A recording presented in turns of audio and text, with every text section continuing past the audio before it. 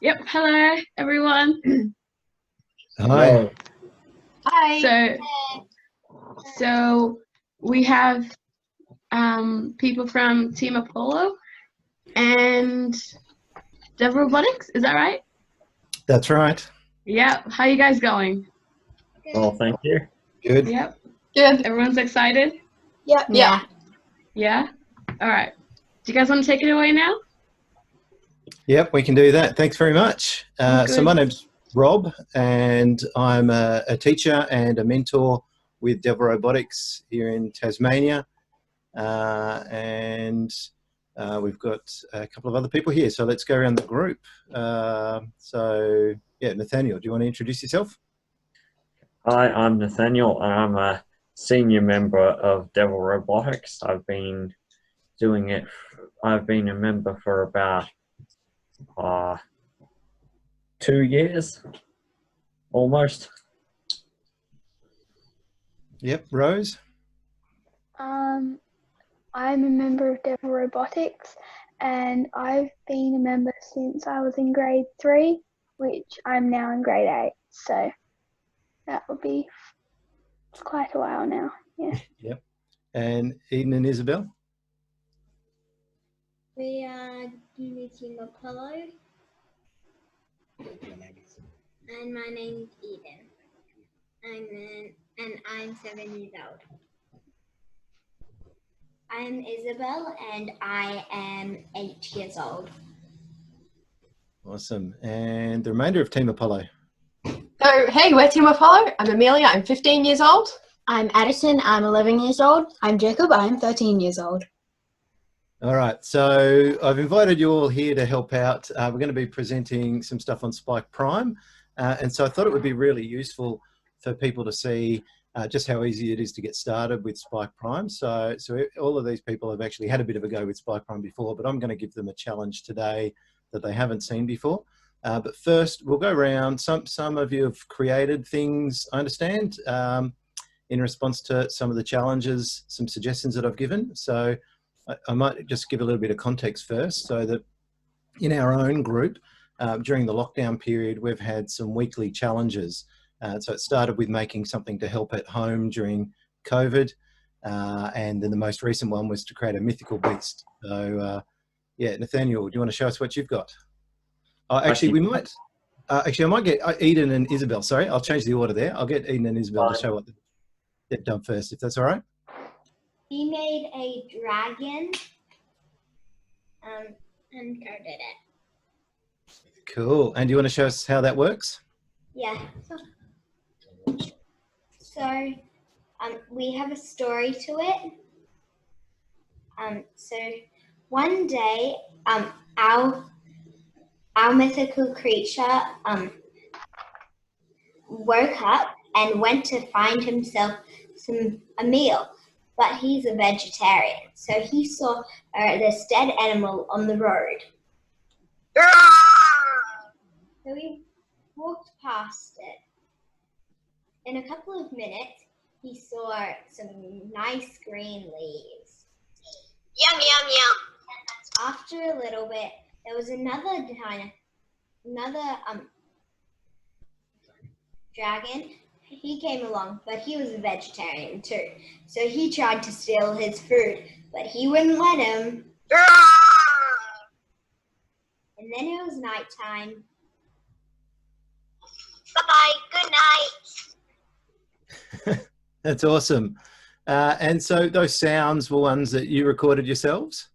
Yeah, I recorded them. Excellent, excellent. Oh, nice work.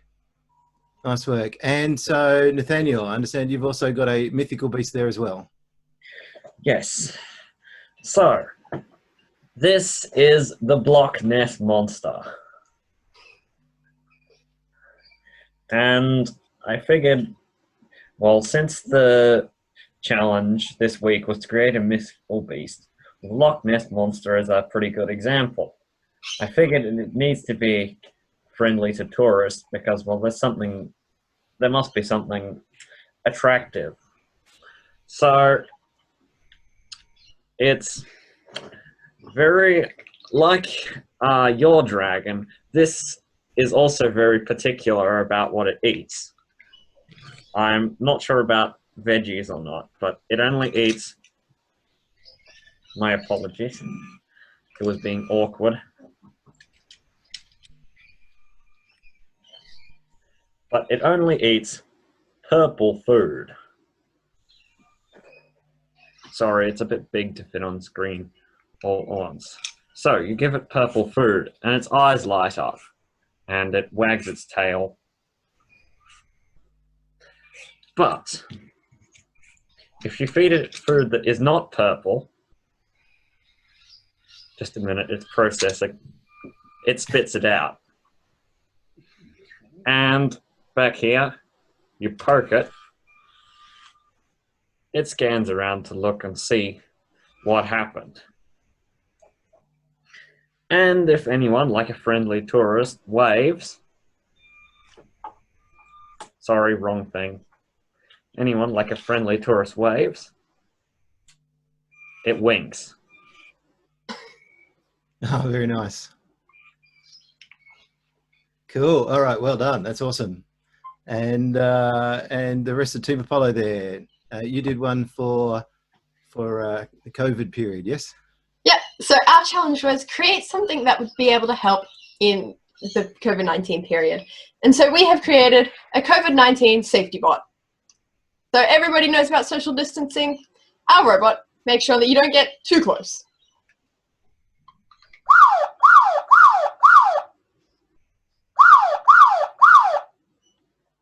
Cool. That's awesome. All right.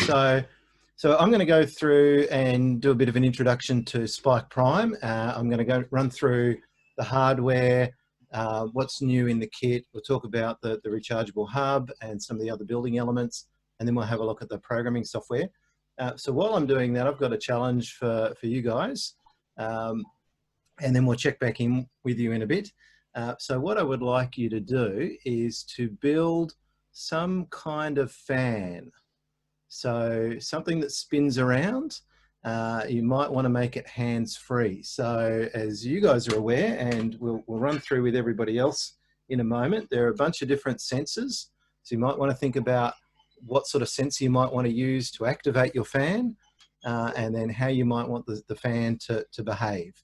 So you're going to need to use one of the motors to make something spin around. Are there any questions about that challenge?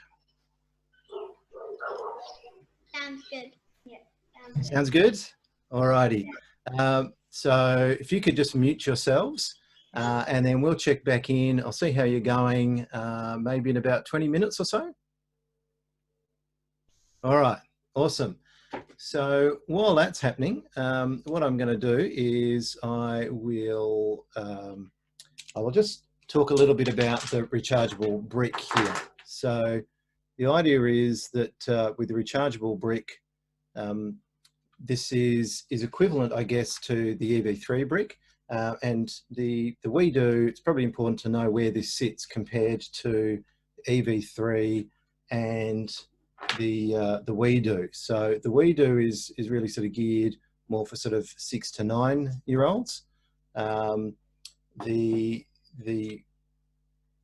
sort of pitched around sort of grade 2 to 4, that sort of territory. The Spike Prime is more sort of grade 5 to 8. And then the EV3 brick is probably sort of from there up to year 12. I've been using the EV3s with grade 5s and up. If I was sort of starting now and I didn't have any EV3 bricks working with grade 5s and 6s, I'd be using the Spike Prime. If you're familiar with the EV3 and you've used it in, say, FLL or something, then I guess, you know, we'll look at some of the differences between the two bricks and where there might be some advantages and disadvantages of using Spike Prime.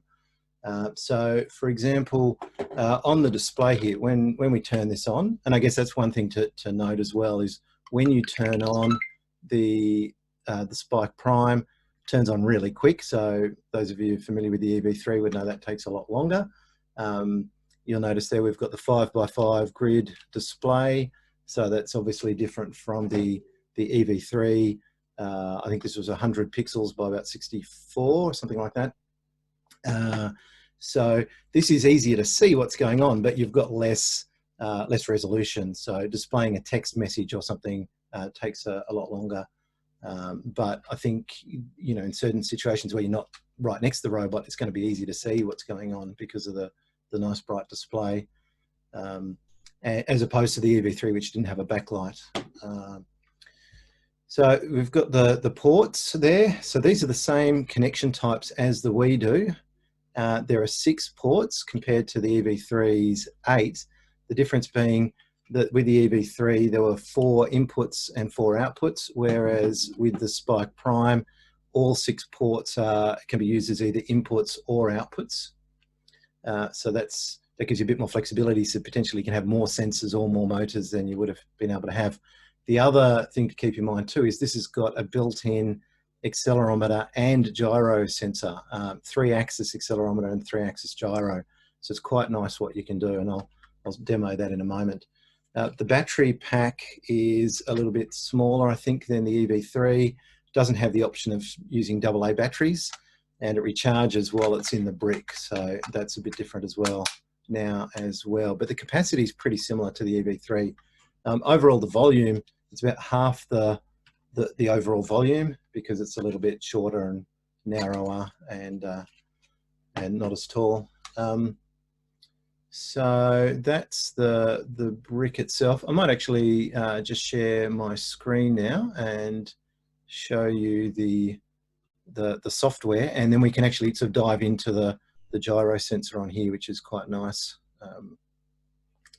Let me just set that up.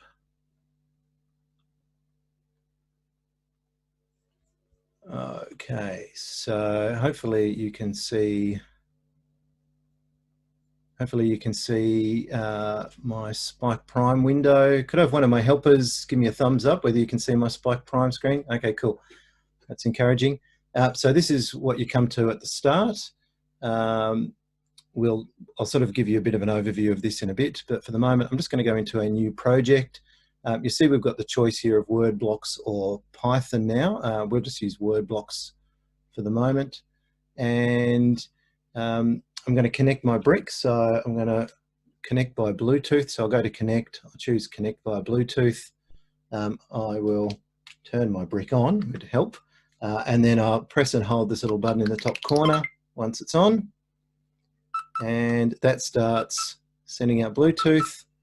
That then a little window came up on my computer, which you wouldn't have been able to see, sorry, but that just sort of connected, picked it up. And now we've got this little green light up here on the dashboard. And if I click in there, we're going into the dashboard here, and you can actually see it says your pitch roll. And so if you've worked with model planes, you might know what that means, but otherwise you're probably going to do it by experimenting. Or there's the option here, you can choose instead of tilt angle, you can actually choose to have it display. Looks like, oh yeah, here we go. So I can choose to do by orientation or tilt angle orientation. So now you can see it's actually displaying which side of the brick is upwards. So right side, left side, bottom, the back, the front. And so we can use that within the coding as well. And so that's quite nice. So the other mode, the tilt angle, is useful for making a robot turn through 90 degrees and measuring that. So that could be quite useful in FLL, for example. Back in the software itself, if I just close that window, I'll just resize this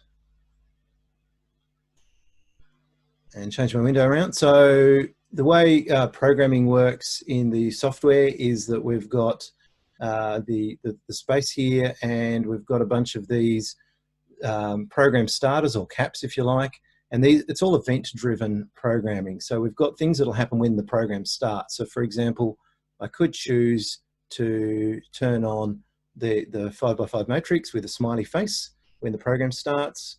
I just hit the triangle down here at puts the code on there and runs it straight away. And so there's my smiley face. I could also make it that when different things happen with the gyro sensor. So for example, so these are all hub related events. So when the front is up, for example, we could display, we could turn on the lights so that we've got an arrow pointing up, for example. So how about we set that up? So I just can turn on this grid here to make it look like an arrow. So now if I deploy that, when front is up, actually I should probably make that when the top is up, and I could then duplicate this, and I could say when the bottom is up, and I could change my arrow direction so that was down.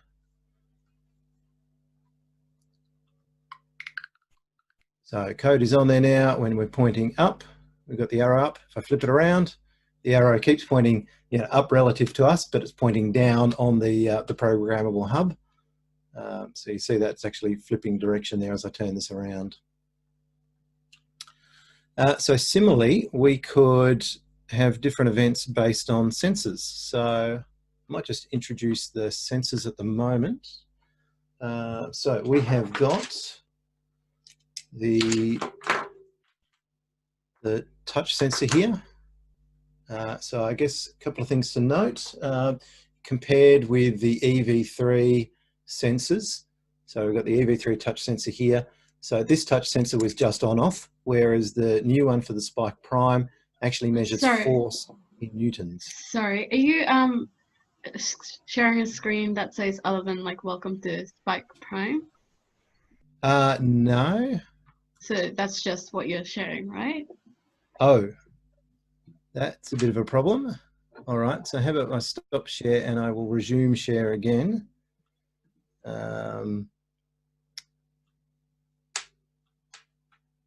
Okay, does that look better? Yeah, that makes sense. Yeah, thank you. I think every time I was testing this out, I was sharing it from already being in the Spike Prime software. I didn't try sharing it just from the intro screen.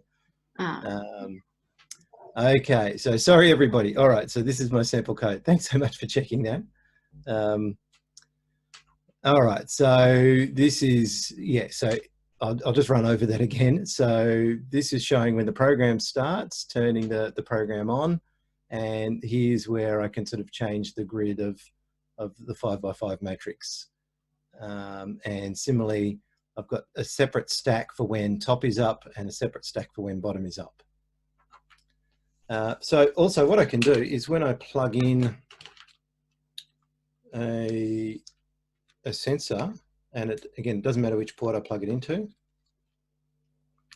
you'll notice that on my screen here towards the top, it says 0 newtons. So as I press down on the sensor, it's actually going from 0 up to 10 newtons. So it's measuring force. It's not just measuring on off. You can change the mode for this. So what you didn't see before was me going into this dashboard and showing how you could change the tilt angle for the gyro here by clicking on this little drop down. We've got it should come up. It's been a little bit laggy at the moment. Okay, that's not gonna. I think I'm working my laptop very hard here at the moment. All right, so that is being a little bit temperamental. So let's not worry about that. So yeah, so this is a force sensor, so measuring in newtons. The other thing to note is the cable is permanently attached, unlike the EV3 where you could replace the cables. The plus side is that the cable is a lot more flexible than the old EV3 cable, and there's space in the housing for the cable to wrap around. Also, the sensors aren't all the same size, like the light sensor and touch sensor used to be with the EV3. So, for example, with the light sensor or the color sensor here, this is just as small as it needs to be. There's also a distance sensor as well. So downside is you've got fixed length cables. Plus side is that they're a lot more flexible. All right, how are our volunteers going here with, or our demonstrators going with their fans? Do you need some more time? Need a little bit more time? All right, that's all good. So what I'm going to do is we will have a look at the motors. So there are two sizes of motors that come with a kit. So there is this, this is the medium motor, and there is the large motor. And one thing that's really nice about these is that on the motor itself, it's got a 0 position. So like with the EV3 sensor, you can use this to measure rotation, so you can have it go around exactly 1 rotation. The issue with the EV3 motors was that when you turned your robot on, you didn't know where the motor was.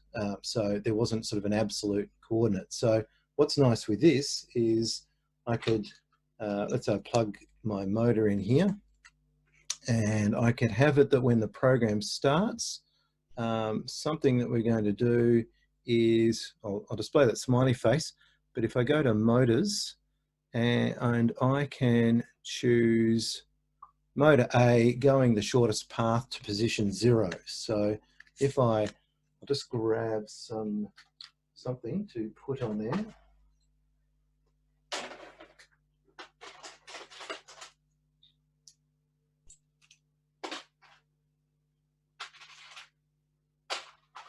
All right, so just grabbing a beam and a couple of connector pegs, and I will attach a little arm onto the motor, and I'll have it lined up with the 0, for example.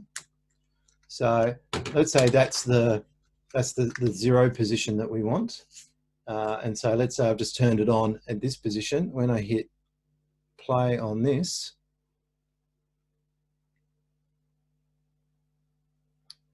it's going to download that, and the motor moves to that position. So we could have it that, let's say we want that always pointing up, and let's say I just attach this on. So another thing to point about the motors is that there's loads of connection points, and same for all the sensors as well. There's stacks of connection points, so it's really easy to attach things on. And so I could make it, for example, that as I move the hub around, this is going to change its position as well. So I could say go shortest path when top is up, go shortest path to 0. When top is down, I'll just duplicate this. Or when the hub, sort of when the hub is up, so when the hub is turned upside down, I'm going to make this motor move to position, let's say I go to 180. Let's try that out. So I'll just run that.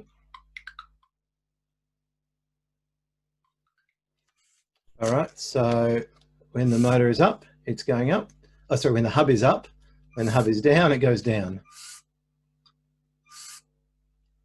And so that's going to an absolute position. So, you know, that's nice. So if I turn the robot off, turn it back on again, if this is moved, it'll still put itself back into that same position.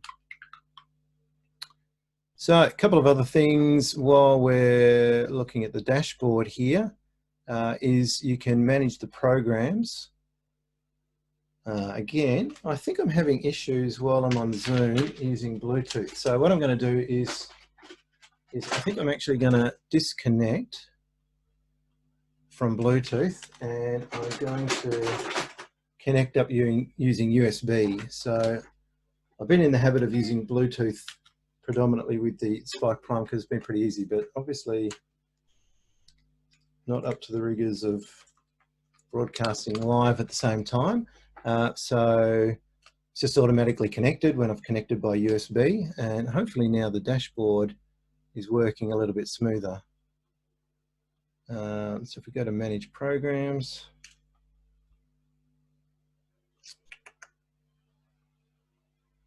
okay, so in manage programs, this is quite nice. So you can actually get a summary of all the different programs that are on the brick. So the project that we've been working on is called Project 9, something I was messing around with yesterday, accelerator demo. So start here, number 1, whatever. So, and what's cool about this is you can move these around, so we can change the order of those. And then when you're running programs on the brick, you can actually select which program you want. So 0, 1, 2, etc. So this could be quite nice for FLL programs, for example. So you could have different programs and rearrange them in order so that you're ready to go at the competition. All right, is it time to check in with our teams? Has anybody got a fan ready to demonstrate? Yeah, we do. You do? All right, cool. Well, what I will do, I will turn off my screen sharing and let's check in. So Eden and Isabel. Right, Eden's going to tell us about her fan. So we made this fan. Nice. So it's got a color sensor again, and when it sees green, and when it sees red. Okay, let's do it again. Green. And red. Nice. Green makes it spin around, and red makes it stop spinning around. Awesome. Well done. Something Good I effort. really like about it is I got the person underneath there getting fanned. So yeah, so that's another point. This kit comes with a couple of little minifigs that you can use as part of your builds as well. So it's really designed to be, you know, an easy, fun way to get started. Arguably, that kind of hides the complexity and the sophistication going on with the hardware and the software here. But well done, girls. That's awesome. Thank So you. got a couple of questions to ask you. So what did you find the hardest in that challenge? We found the hardest to find what the fan would be. Maybe trying to connect everything to pieces and getting everything to work. I think both of those are it. Yeah. Yep, excellent. But it was more the building you found was the most challenging part. Yeah, because the fan keep changing and we didn't know which would work the best. So then we just thought this one would work for it because the piece that's actually connecting into that has a hole for it. So then we thought it would work. Excellent, excellent. Oh, that's awesome. All right. Is anyone else ready to show their creation? Yep. All righty. So Addison, Amelia and Jacob, what have you got? Yeah. It's a merry-go-round fan colourful thing. Is it merry-go-round and a fan? Yeah, functions as both. So it works off the ultrasonic sensor again. If you come close, it spins. If you move away, it stops spinning. Now, is it just turning the motors on or off, or are you using some sort of speed? Is the speed varying? We did think about varying the speed, but a basic on-off switch is what it is right now. Okay, Yeah. no, that's cool. Awesome, awesome, well done. Nathaniel or Rose, you guys ready to share? I'm ready. All right, So, Nathaniel. Fan with the ultrasonic sensor again. And I found these unusually shaped pieces especially suited to it. Yep, nice. And so,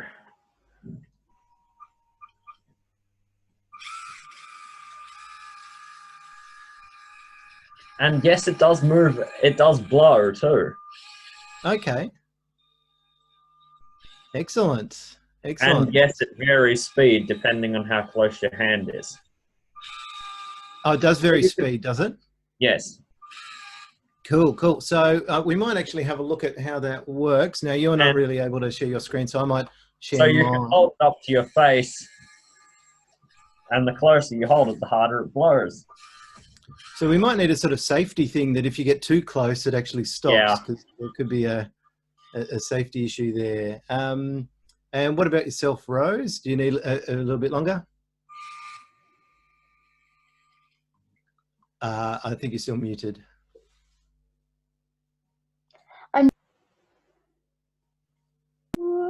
I'm just coding mine at the moment, so I'll be Okay, like that's all 5 right. minutes. Yeah, that's fine. So for those who are interested, we might have a look. And so our Team Apollo members, would you like to have a look at how you would vary the speed as you get closer? Cool. All right, so what I will do is I will share my screen and hopefully get it right this time. All right, so that should be my screen there. So I'm going to go back to the home here, and I will choose a new project.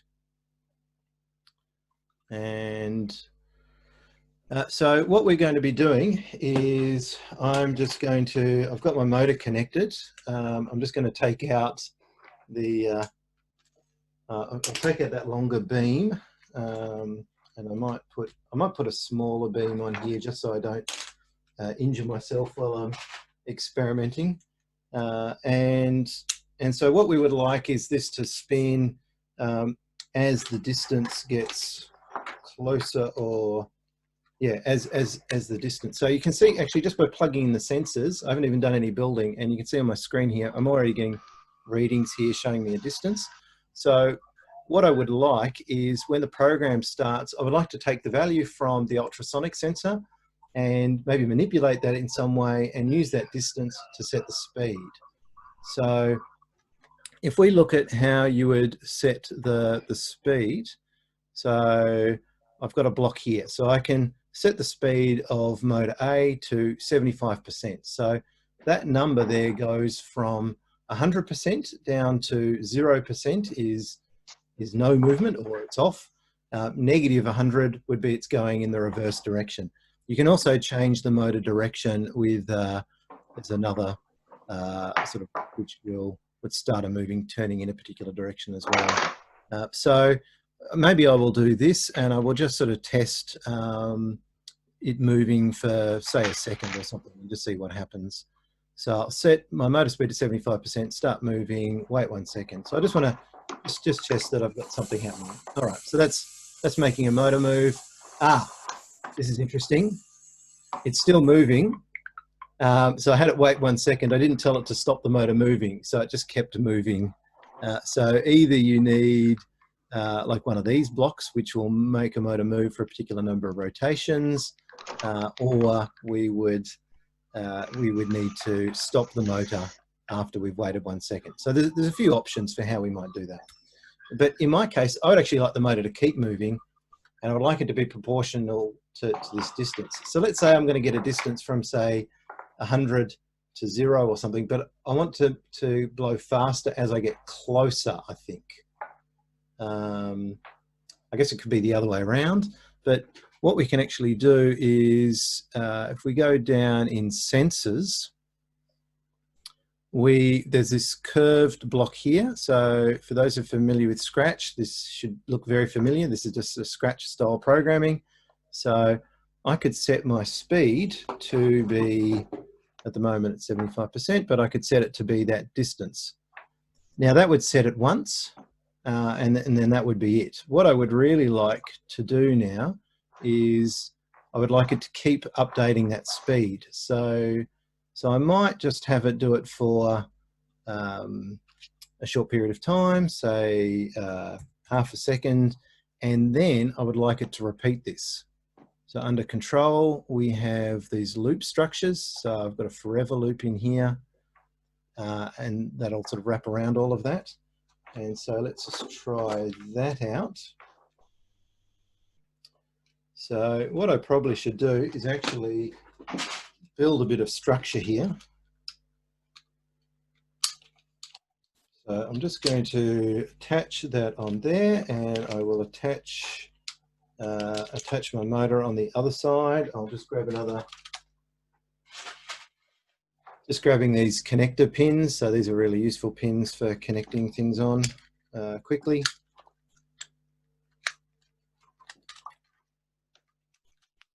All right, so now I've got you know, so a basic build here with the sensor and the motor. And if I hit run on this, so this one's actually now slowing down as I get closer. and speeds up as I move further away. So I guess that's an option. So I guess it's easier to see if I move it towards the webcam, and it's getting faster as we go away. So I guess the question now is, what would you do if we want to reverse things around? So if we wanted to change it so it speeds up as we get closer, any suggestions? Yes, in the place of the light blue block, put 100 minus the distance in the percentage. Right, so what we need to do is go into the green palette down here, the operators, and there's a subtraction block, and now it'll be 100 minus that distance, and that will flip things around. So that's quite nice as well. All right, so we're getting closer as I get, faster as we get closer and slower as we get further away. Might have to point it up at the ceiling actually to get it far enough away that it stops completely. All right, so that's quite nice, that. All right, well done. So, do those of you who've already done that, do you want another challenge? You want another challenge? Yeah. Yes. Okay, alrighty. So, so either you could keep building on the fan, you could change the fan so it's got different modes, different speeds. You could work with that, or if you want something a little bit different, how about you think about home automation more generally, like making a door automatically open when you get close to it, or you could do something to, I don't know, entertain a pet or something while you're away. What are some other ideas for home automation that you could think of? If you come close to a door, then it automatically rings the doorbell. Okay, do you want to have a go at that? Yeah. Yeah. Alrighty. So the others, Edison, Amelia and Jacob, you've got another presentation on at 3, so you'll need to leave in a bit. Do you have time for another challenge, or do you need to go and prepare for that now? We should have time for another challenge. Okay, so do you want to have a go at doing, sorry? We're up for another challenge, yeah.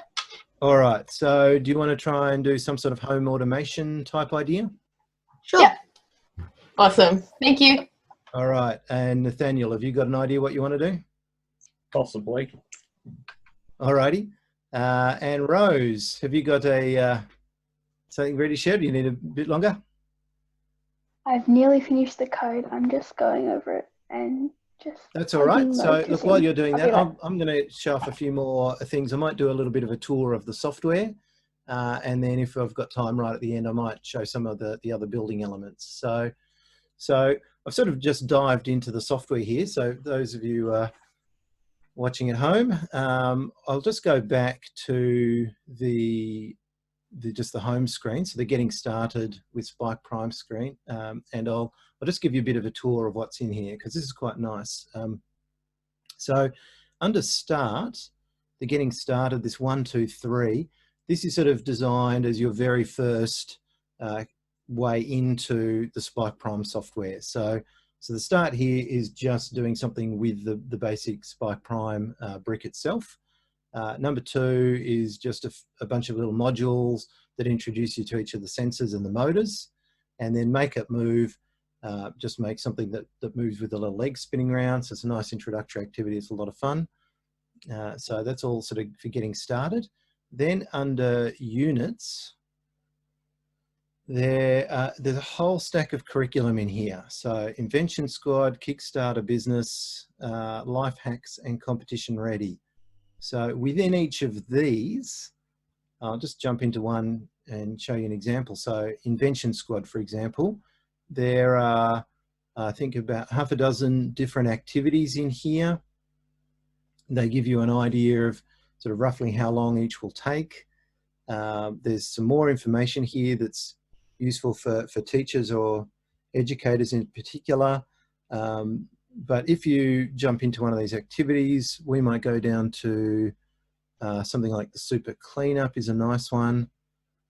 So if we click start on that, what it does is it takes you into a new project that will give you some building instructions, and it will give you some programming suggestions as well. And so the idea is this is sort of a 30 to 45 minute activity, and that's from sort of start to finish and packing up. And so you'll see down the right hand side here, we've got some different pages. So page 1 of 8. So there's a video there that would display. I won't go through that now. And then there's a request to do some building. And so you're building some grabbers. So you end up building the parts that sort of make, and it comes in 2 different modules. So actually I will go into there. So into that build, you'll see here, you've actually got the instructions for the controller part, which is just sort of the hub and the controller. And you've got separate instructions for grabber 1 and grabber 2. And so I've just made grabber 2 here. And a lot of these building instructions are divided up into separate parts like this. So if you've got 2 people working together, they can each be building separate parts and then bring those parts together. So that's quite nice. So having built it, you need to gather the litter. So you need some bits and pieces for that. And then here's a sample program to get you started. And in this case, it's testing out which of the different grabbers work better for different sorts of things. Doing testing for weight, different shapes, etc., and then drawing a conclusion and recording your results. So all of the lessons are structured like that, with more or less help with the building and the programming. Some cases you're building something and then you've just sort of got to work out how to make it work or to fix the program or whatever. And in any case, every case, it's usually sort of a tip of the iceberg kind of thing in terms of making changes to the hardware, making changes to the programming as well. So that works really well. If we go back out of this, and I'll just give you a bit of an overview of those units again. So Invention Squad is all sort of design engineering type projects. So you see help, hopper race, super cleanup, broken, design for somebody. If we go back out to this menu of unit plans, so Kickstarter business leans into sort of the computer science type idea. The life hacks is more about data collection and the math side of things. And then competition ready, I suspect is of interest to a lot of people watching this, probably coming from a FIRST background. So this is quite nice in terms of setting up for, particularly for the first Lego League challenge, but for other competitions as well. And it really does set you up nicely to complete, a very straightforward FLL challenge mission. So for example, the driving around and then playing with objects gets you to a point where you build this sort of thing. And so again, for comparison with EV3, you look at the size of that compared to the size of my, the Spike Prime compared to the size of a sort of basic EV3 robot with an attachment on the front to do something. So again, probably about half the volume in total, which can be useful for maneuvering around. All right, so we better check in with our volunteers here. Hello, we are ready. All right, let's see what you've got. So we took a little bit of a different, we put a bit of a spin on it. This was actually Addie's idea. Would you like to explain it? Yeah. Our robot is something to keep one of your kids around a baby going into toddler age range, and keeping them busy while you need to work a bit, and also teaching them to crawl and chase. So if we swap our camera view, perfect. All right, ready? So our robot, as the baby crawls closer, runs away.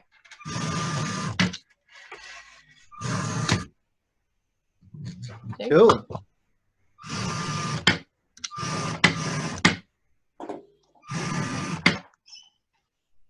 Very nice.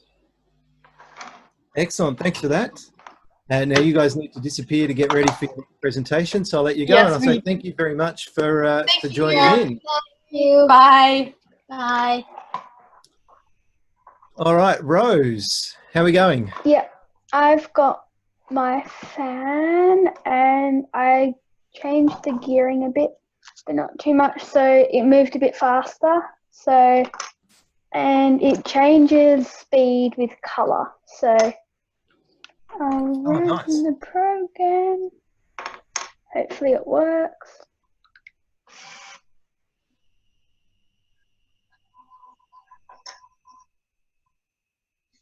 Okay, it's not responding. It only responded with red, but I'm getting there. I'll just fix that. Maybe the motor's okay. Nearly there. Nearly there. No, that's all right. It's not quite working, but yeah, keep on going. All right. Are you able to share your screen? I'm not sure. That's all right. Yeah. All right. Have a bit of a play with it. No, I can't screen it. No.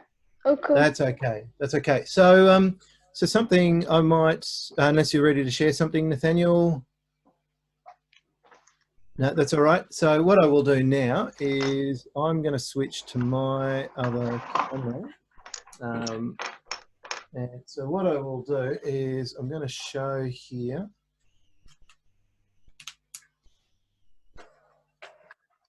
One moment, sorry.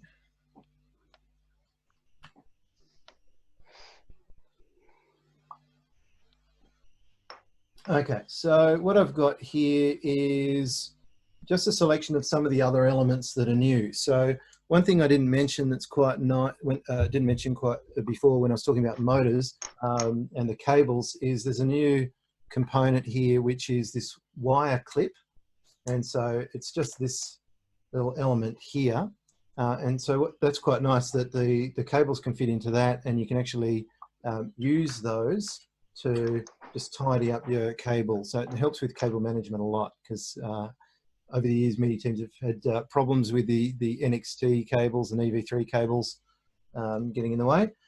So that's quite nice. There used to be this frame, the 5x7 frame, and so now you'll see in here we've got some additional sizes.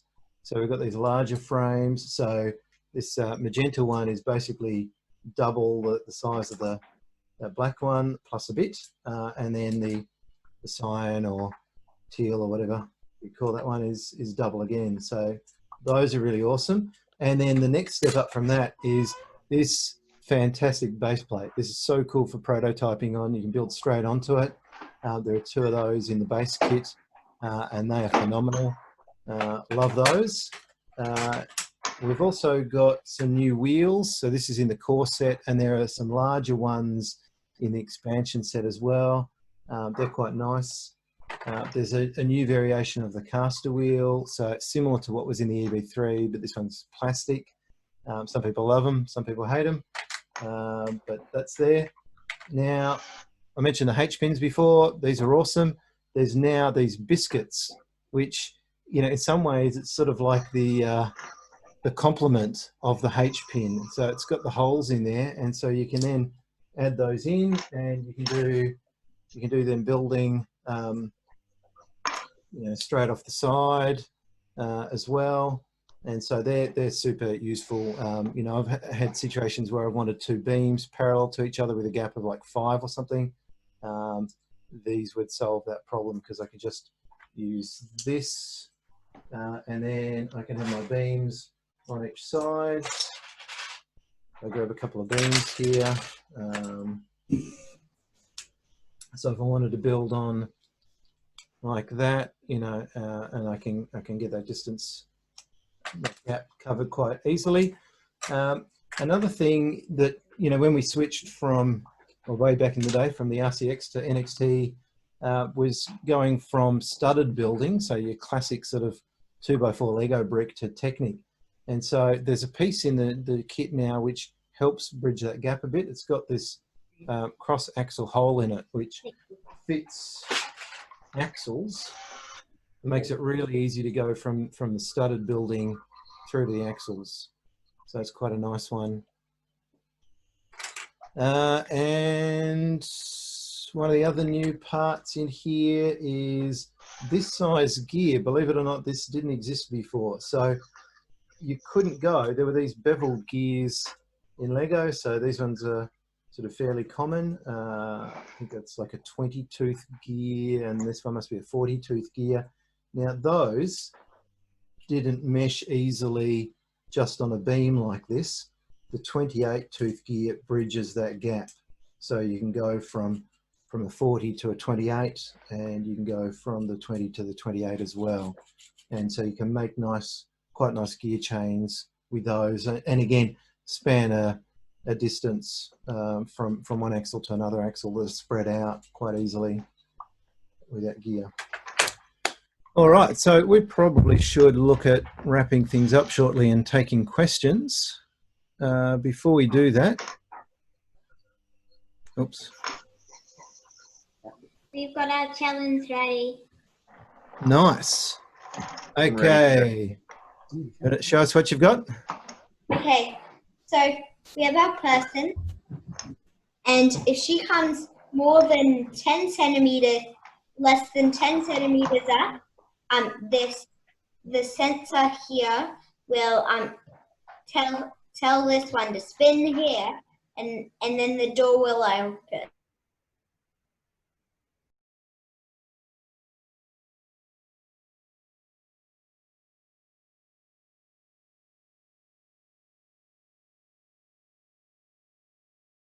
And drive away. Cool. Excellent. Thanks for that. How are you going, Rose? Yep, it seems to be working. Oh, yep. You got your different colours there? Yep, so it starts with, here it is, my fan, the 2 gears, so it goes faster. So it only starts with the red brick, so if you have to start it. And then the yellow brick, it should slow down. Yep, it's starting to slow down. And that's all I got to. I was going to do multiple colours, but didn't end up doing that. So, yeah. All right. Well done. Fantastic. Thank you. And Nathaniel, what have you got? An alarm clock that turns the lights on. Ah, nice. And makes a beep. So at present, it's only got an alarm time of about 10 seconds, but that's as much as practical. So to set it, you press the button here, and it counts down. If you're asleep, you wouldn't see it, but anyway. And then when it gets to 10, turns the lights on. Nice. And makes loud beeps. Very good. Very good. Cool. All right. Thanks for that. Thanks for everyone for sharing that. You're welcome to hang around for the questions and answers. There might be some questions for you. I don't know, but we'll find out. Do we have any questions? Yep, we do.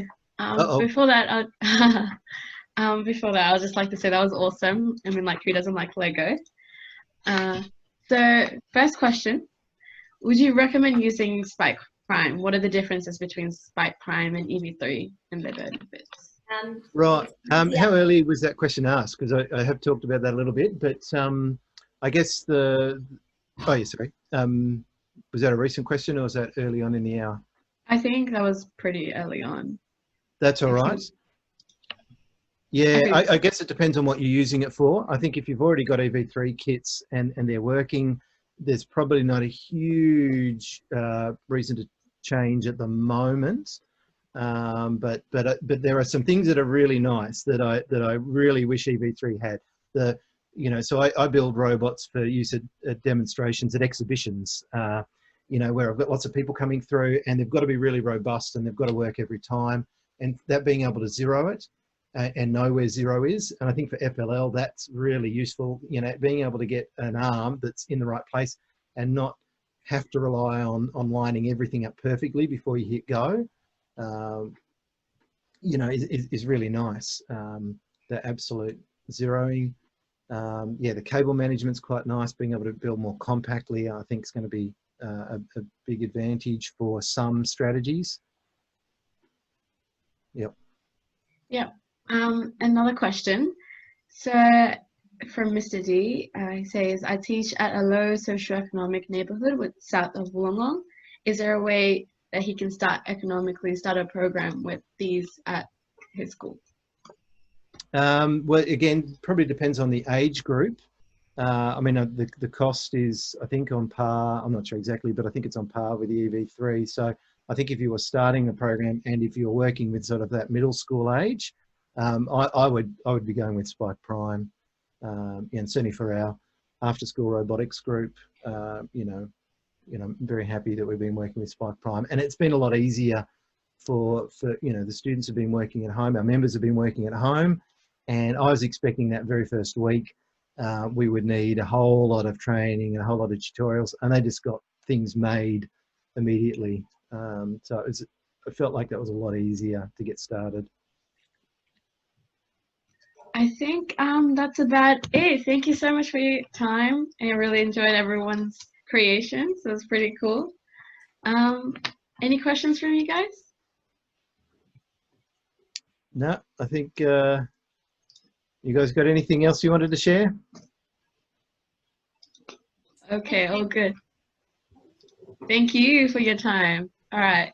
Bye. All right, thank you. Bye. Bye.